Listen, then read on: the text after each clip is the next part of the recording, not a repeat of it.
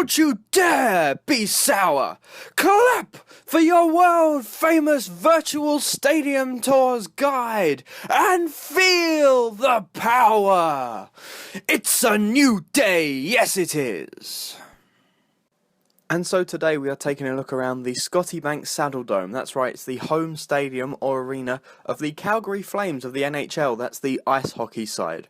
And as always for you, the first fact I have about this stadium is its overall capacity. And for once, this stadium only ever has one form of sport in it, and that is of course ice hockey on a regular basis, of course, which means its overall capacity I only have here is for ice hockey, and it's around 20,000. It's actually changed a couple of times, as this arena, unlike many of the others I've talked about in this series, has been around for a long time.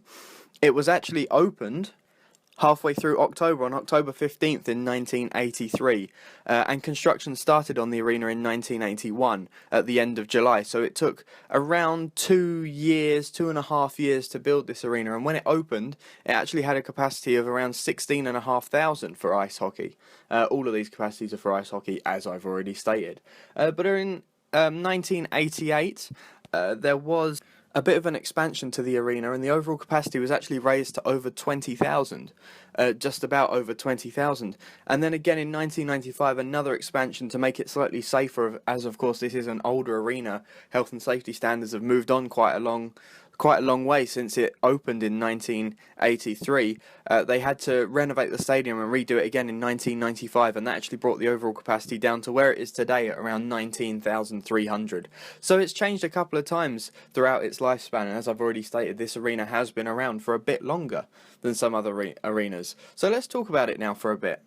And first we're going to talk about the cost of construction of this stadium. Now of course it was built a long time ago, as I've stated several times in this video already, and when it was built it cost around 98 million US dollars, which means that in today's money, in 2016, that's actually around 213 million US dollars. So it cost quite a lot of money to build, even back in the 1980s when it was first being constructed. And the budget of it did actually overrun, as when they were first beginning to build the stadium, there was an estimated cost around it to be around 60 million US dollars. Later revised up to 80 million due to construction costs and the cost of materials and things at the time. But they actually then fast-tracked the construction of the stadium to try and get it open even earlier than it was projected to be, which meant the overall cost overrunning again by another 16 million, which obviously then ended up with the overall construction cost being at 97.7 million, as I've already stated. So now let's move on. We've talked about the construction of this stadium. Let's talk about the tearing down of it slightly. And it's on a bit of a somber note, because in 2013 in Calgary, where the stadium obviously is situated, there was a huge flood in the area where two of the rivers broke their banks, the Elbow and the Bow.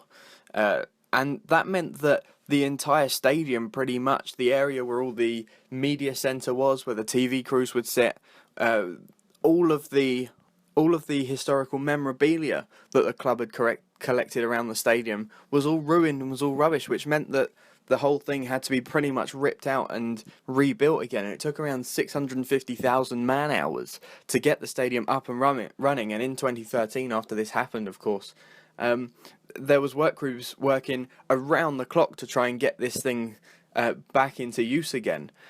And eventually, they actually got what was originally projected to be a 6-month repair project after these floods. They actually got the stadium open again in 2 months. So they worked incredibly hard to get the stadium open again as soon as it possibly could be. But let's now move on and talk about the future of this stadium potentially. And as I've already stated, it is one of the oldest stadiums in the NHL. And there is a lot of talk at the moment around a new stadium being built in the area, so this one can be teared down and decommissioned. And speaking in 2008, the head of the Calgary Flames said that a new stadium were 5 to 8 years away, and of course in 2008 that time has now run out now. But obviously the NHL side, the Calgary Flames, are still trying to get a new arena, a new stadium up and running, and they are still looking into areas around Calgary in which this new arena could be built. So there are still plans on the horizon for this arena to be replaced, but there's nothing solid even being built just yet to replace this arena. So that's good news for this one for now. They're staying where they are.